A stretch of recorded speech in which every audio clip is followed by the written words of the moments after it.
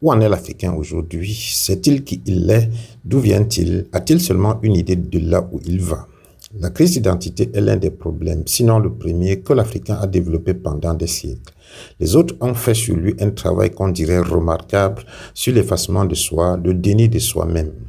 Le syndrome de Stockholm est devenu contagieux année après année, siècle après siècle, au point où aujourd'hui l'Afrique n'adore pas seulement le bourreau, il le défend avec énergie, il veut devenir comme lui, parler comme lui, penser comme lui, habiter chez lui, croire en ce qu'il dit, s'habiller comme lui. L'Africain est même allé jusqu'à agresser sa propre peau dont il a désormais honte. Il demande à Dieu de lui rendre des comptes pour lui avoir donné une couleur noire, mais comme il ne peut pas avoir de réponse, il trouve une solution, se décaper, transformer ses cheveux ou porter des perruques pour être comme lui, l'autre. L'Africain cherche une identité et y consacre beaucoup d'argent et de moyens, parfois sans le savoir lui-même parce qu'il naît et grandit dans un environnement où on sublime une couleur autre que la sienne. Les impérialistes y ont procédé de toutes les manières possibles depuis des siècles et ont utilisé les masses médias pour parvenir à leur fin. Dans les films, les séries télévisées, les livres, les journaux, les dessins animés, la couleur noire a toujours été dégradée pendant que la blanche est angélique. Dieu est peint en blanc alors que le diable est noir. Les héros des films sont blancs et les chefs bandits noirs. Au départ, ces films, ces livres, ces séries télévisées étaient écrits et mis en scène par les Blancs avec un objectif à atteindre, celui du dénigrement de la race noire. Mais les Noirs eux-mêmes ont pris le relais et n'ont pas fait différemment.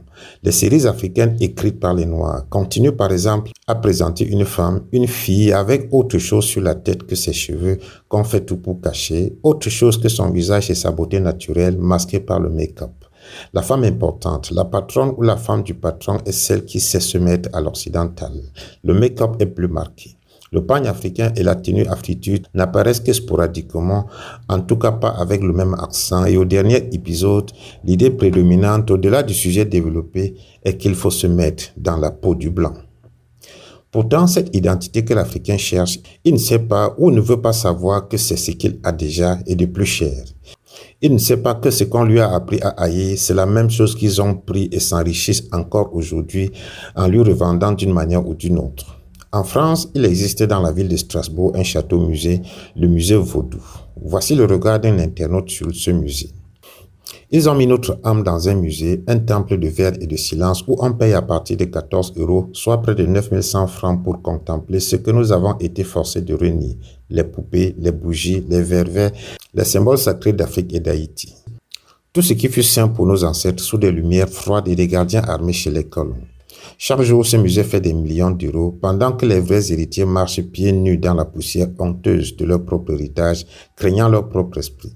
Les colons qui ont brûlé nos temples, violé nos mères, enchaîné nos pères et pendu nos héros sont aujourd'hui les gardiens de nos vaudous, de nos dieux, et nous avons tronqué nos tambours par des bibles imprimées par nos bourreaux.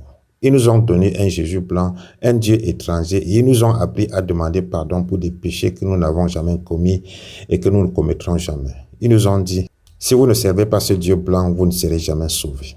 Alors qu'on peut se poser une question simple. Les Japonais, les Chinois, les Indiens sont-ils perdus? Vont-ils aller en enfer?